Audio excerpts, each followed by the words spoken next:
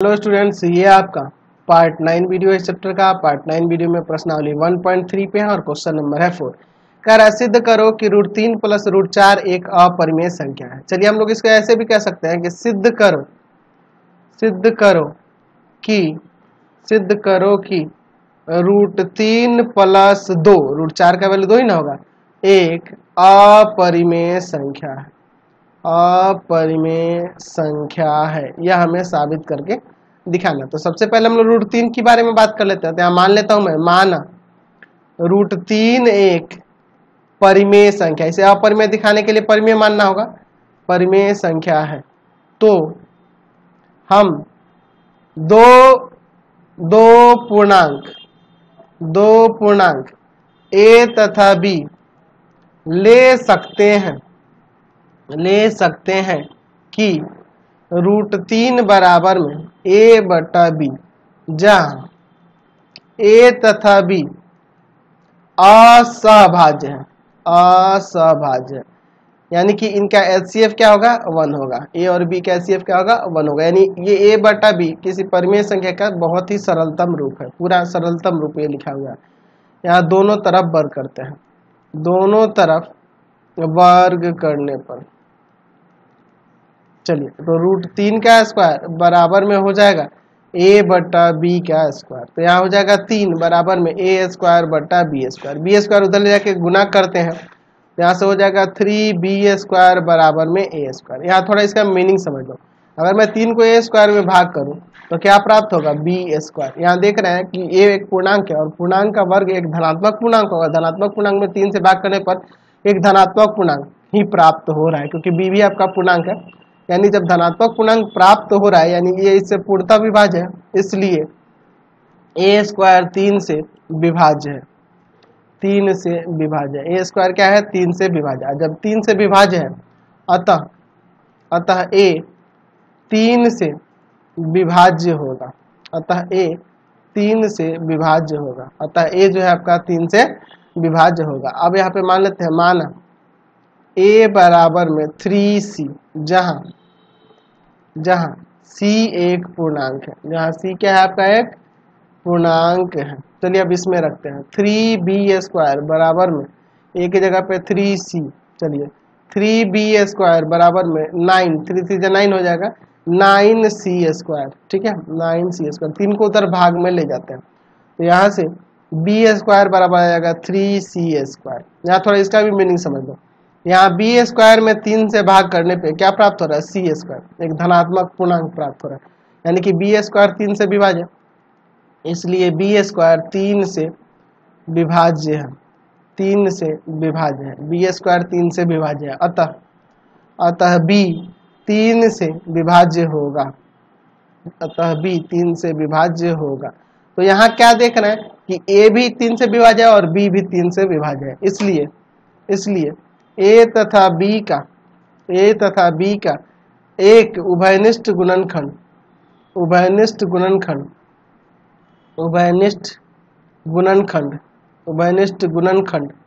3 है। लेकिन हम लोग ऊपर देखे थे कि a और b तो असहभाज्य है, यानी उनका HCF 1 है, हाईएस्ट कॉमन फैक्टर 1 है, लेकिन यहाँ तो 3 हो जा रहा है। तो इससे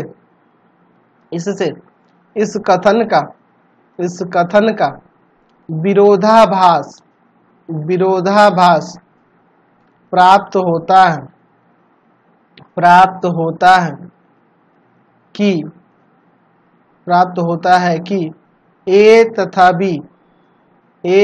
b असहभाज्य है, क्योंकि इनका HCF यहाँ पे 1 आ रहा है। हाईएस्ट कॉमन फैक्टर यहाँ पे उभयनिष्ठ गुणनखंड जो आ रहा है वह 3 एक आ जा रहा है, उभयनिष्ठ गुणनखंड का 3 आ रहा है, तो यहाँ असहभाज्य नहीं हो सकता है।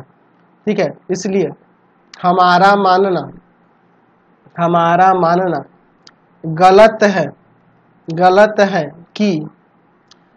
मानना गलत है कि √3 एक परिमेय संख्या है। अतः √3 एक अपरिमेय संख्या होगी। √3 एक अपरिमेय संख्या है। ठीक है, चलिए अब देखिए √3 तो हो गया, अब हम लोग आगे बढ़ते हैं, मान लेते हैं, माना √3 प्लस √4 या √4 का वैल्यू हम लोग 2 भी लिख सकते हैं, एक परिमेय संख्या है। अब हम लोग पूरे क्वेश्चन के लिए चलते हैं, परिमेय संख्या है। ये कब मानेंगे? यदि यह संभव है, यदि यह संभव है, यदि यह संभव है तभी। ठीक है, तो हम दो पूर्णांक Q तथा R या P तथा Q ऐसे भी लिख सकते हैं, पूर्णांक P तथा Q ले सकते हैं कि √3 प्लस 2 बराबर में P बट्टा Q, जहाँ Q नॉट इक्वल टू 0। चलिए 2 को इधर लाते हैं, तो यहाँ देखो √3 बराबर में हो जाएगा P बट्टा Q माइनस 2, एलसीएम ले लेंगे उधर। ठीक है, इधर है आपका Q, P माइनस में 2। चूंकि P तथा Q पूर्णांक है, इसलिए P 2Q तथा Q पूर्णांक होगा। तो पूर्णांक में पूर्णांक से भाग लगे तो वो आपका परिमेय संख्या हो जाएगा। तो लिख सकते हैं, इसलिए या ऐसे लिख सकते हैं, चूंकि बाईं ओर बायां पक्ष में, ठीक है, आपका यह क्या है, बाईं ओर क्या है आपका एक अपरिमेय संख्या है, बाएं पक्ष में अपरिमेय संख्या, √3 दिखा है ना, अपरिमेय संख्या है, तथा दायां पक्ष में एक परिमेय संख्या है। तो ये तो गलत हो गया ना जी, जो संभव नहीं, एक तरफ परिमेय एक तरफ अपरिमेय कैसे संभव हो सकता है? तो लिखेंगे इससे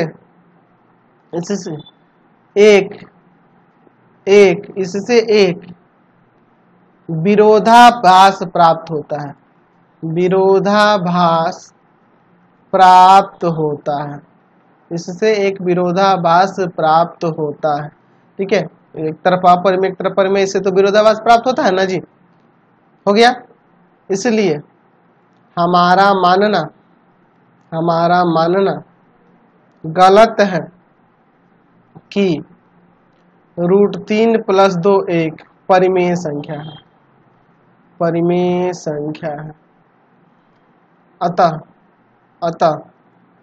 √3 प्लस 2 एक अपरिमेय संख्या है। देख लिए ना, कितना सिंपल तरीके से बन गया। चलते हैं अगले क्वेश्चन पे। अब चलिए अगला क्वेश्चन देखिए, 5 नंबर। सिद्ध करो कि किसी अभाज्य धनात्मक पूर्णांक p के लिए √p एक अपरिमेय संख्या है। जैसे हम लोग √3 दिखा रहे थे, √2 दिखा रहे थे, √5 दिखा रहे थे, उसी तरह इसको भी हमें साबित कर देना है। ठीक है, तो यहाँ मान लेते हैं, माना √p एक परिमेय संख्या है, तो हम दो पूर्णांक a तथा b ले सकते हैं कि √p बराबर में a बटा b, जहां a तथा b असहभाज्य है। ए और बी क्या है? असहभाज्य है। लिखेंगे दोनों तरफ वर्ग करने पर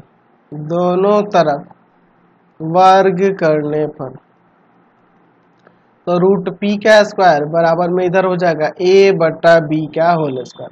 यहाँ p आएगा बराबर में a स्क्वायर बटा b स्क्वायर। यह किस में गुना करेगा तो b स्क्वायर बराबर में a स्क्वायर। यहाँ समझो, a स्क्वायर में p से भाग करने पर b स्क्वायर प्राप्त हो रहा है। देख लो, यानी कि a स्क्वायर से p में भाग देने पर यह पूर्णतः विभाज्य हो जाएगा, क्योंकि b स्क्वायर एक धनात्मक पूर्णांक होगा। इसलिए यहाँ लिख सकते हैं a स्क्वायर p से विभाज्य है। a स्क्वायर p से विभाज्य है। जब p से विभाज्य है, अतः a स्क्वायर जब p से विभाज्य है, अतः a p से विभाज्य होगा। p से भी आपका विभाज्य हो जाएगा। समझ गए ना, a जो है p से विभाज्य होगा। चलिए अब यहाँ पे मैं मान लेता हूँ, माना a बराबर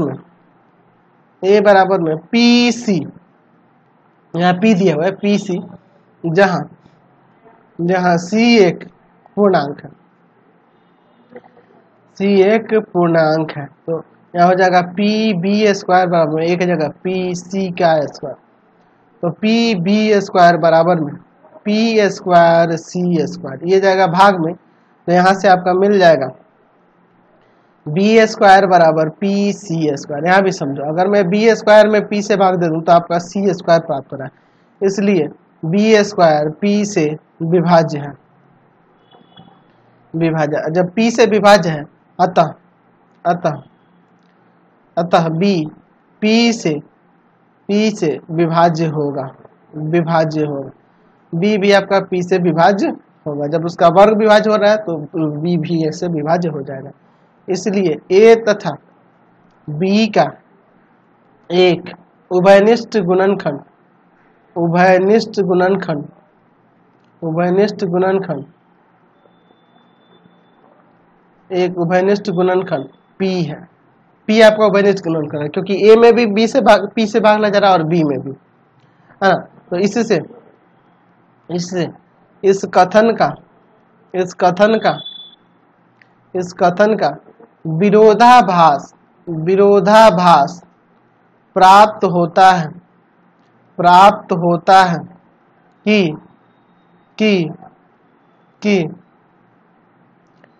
A तथा B असहभाज्य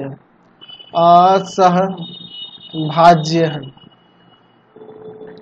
से इस कथन का विरोधाभास प्राप्त होता है कि A तथा B असहभाज्य है। इसलिए हमारा मानना गलत है कि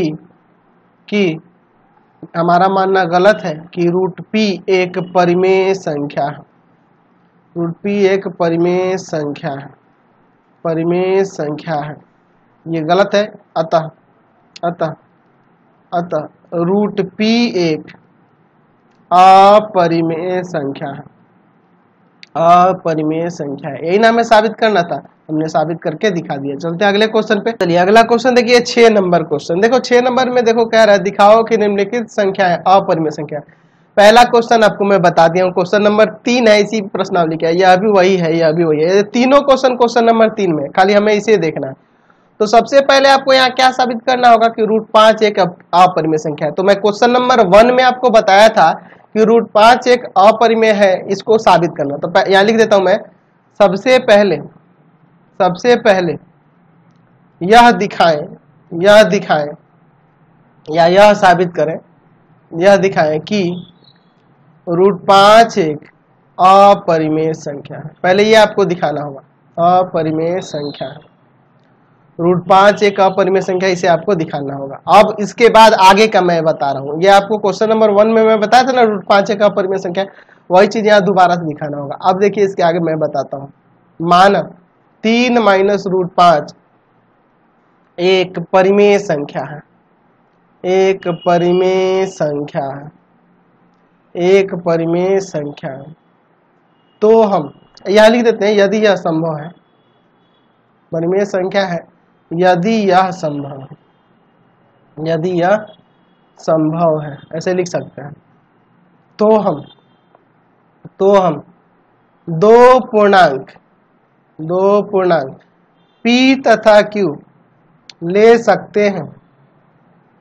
सकते हैं कि 3 माइनस रूट 5 बराबर में P बटा Q, जहाँ Q नॉट इक्वल टू 0। चलिए इसको उधर भेजते हैं और इसको इधर लाते हैं। 3 माइनस में P बटा Q बराबर में रूट 5।